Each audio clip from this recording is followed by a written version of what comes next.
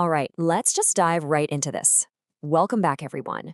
Today, we're unpacking a really fascinating topic that plays out in gyms across the world every single day. We're getting into the psychology of training alone. And look, what might seem like a simple everyday habit, it's actually rooted in some incredibly deep psychological frameworks. I mean, you've definitely seen this person, right? You might literally be picturing them in your head right now. They walk into the gym, headphones are already securely on, they don't have a gym partner, zero casual nods to the people around them. They just make a beeline straight to their spot, do their exact routine, and get out. Now, when most people watch this happen, they usually jump to one of two conclusions. They either think, wow, that person is completely antisocial, or they assume they're super arrogant, like they think they're just too good to talk to anyone else on the floor. But what's really going on in the solo lifter's head? Are they antisocial, arrogant, or are they just deeply misunderstood? So let's start with section 1, the solo lifter stereotype, myths versus reality. We really need to separate what we assume from what's actually true. The assumptions tell us that solo training is just arrogance, or maybe loneliness in disguise. But the reality? Well, research in exercise psychology actually shows that some of the most consistent, most dedicated, and most successful long-term athletes are solo trainers. And when you look at why that is, it goes way deeper than just someone saying, ooh, I just like the quiet. It actually comes down to how they're wired, how they cope, and most importantly, where they find their motivation. Which brings us to section 2, driven by intrinsic motivation, the internal drive. Let's break this down by looking at where our drive actually comes from. Psychologists generally talk about two main kinds of motivation. On one side, we have extrinsic motivation. This is when you do something because of external rewards, right? You want praise, attention, maybe approval, or you just want to look good in front of others. But on the flip side, we've got intrinsic motivation. And this is when you do something because the activity itself is the reward. For solo trainers, this intrinsic motivation is absolutely crucial. They are almost always running entirely on this internal fuel. Think about it. They don't need an audience to hold them accountable. They don't need a buddy texting them at 5 a.m. to make sure they show up. The work itself is enough. And this is a huge deal because research consistently shows that intrinsically motivated athletes are much more consistent, they bounce back way faster from setbacks, and they actually stay in their sport far longer than people who are just chasing external validation. So, for the truly dedicated solo lifter, the gym isn't some big performance. It's deeply, deeply personal.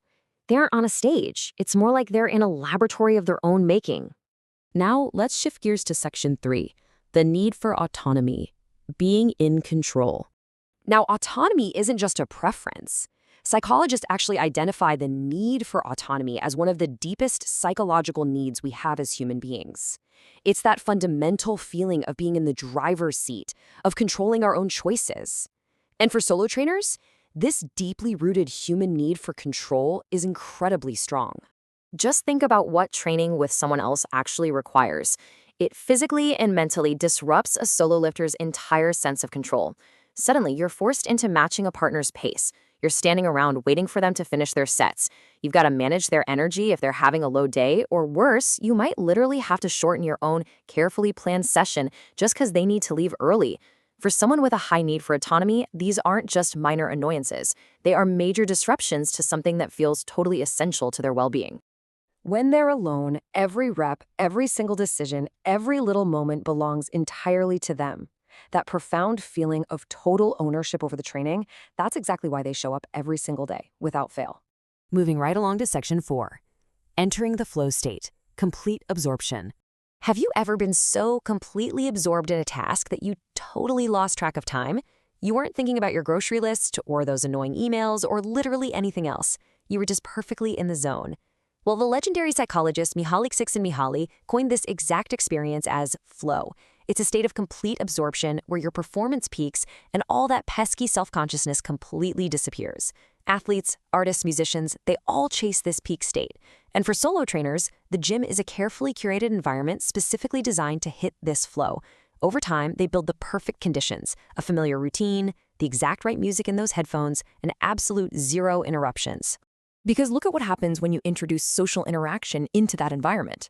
Even if it's your absolute best friend, training with someone else constantly shatters that fragile state. Small talk between sets, having to constantly strip and adjust the weights on the bar for someone else, trying to match a completely different physical rhythm, all of these things are massive flow breakers. They constantly yank the lifter right out of the zone. So, for them, protecting their solitude is literally protecting their flow. Zero interruptions are the absolute key to maintaining this peak psychological absorption. But we've got to talk about Section 5, fear or true focus, the darker nuance. Consider this. The behavior looks identical from the outside, but the psychology driving it is completely different. We have to be brutally honest in this explainer. Not every single solo trainer is operating from a place of strength, autonomy, or flow. For some folks, always training alone is actually about fear. Look at what can hide behind solitude. The fear of being judged, the fear of looking weak in front of someone else, the sheer terror of failing a heavy lift when there's an actual witness there to see it, social anxiety, toxic perfectionism, or even just chronic self-doubt. All of these heavy, heavy burdens can hide very comfortably behind the casual excuse of, oh, I just prefer to train alone. It can be a really convenient mask for a lot of deep-seated fears. So this brings up a super powerful reflective question that we really need to ask ourselves. Are you choosing solitude, or are you actually choosing isolation? Are you training alone because you genuinely thrive in it, or because solitude simply feels a lot safer than being seen trying and potentially failing? Let's contrast the two. Healthy solitude fills you with focus, purpose, and peace. If that's you, protect it. That is a legitimate psychological edge right there. But unhealthy isolation? That's driven by fear. It's an active avoidance of being seen. Now, both of these are completely valid starting points for a fitness journey. There's really no right or wrong way to start. But understanding your personal why, understanding where you actually fall in this equation, that is where real internal growth happens.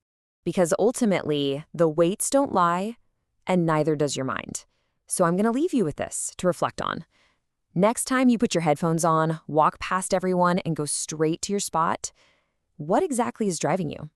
Are you running towards your peak potential, or are you just hiding from the crowd? Think about it. Thanks for joining me on this explainer, and as always, keep learning.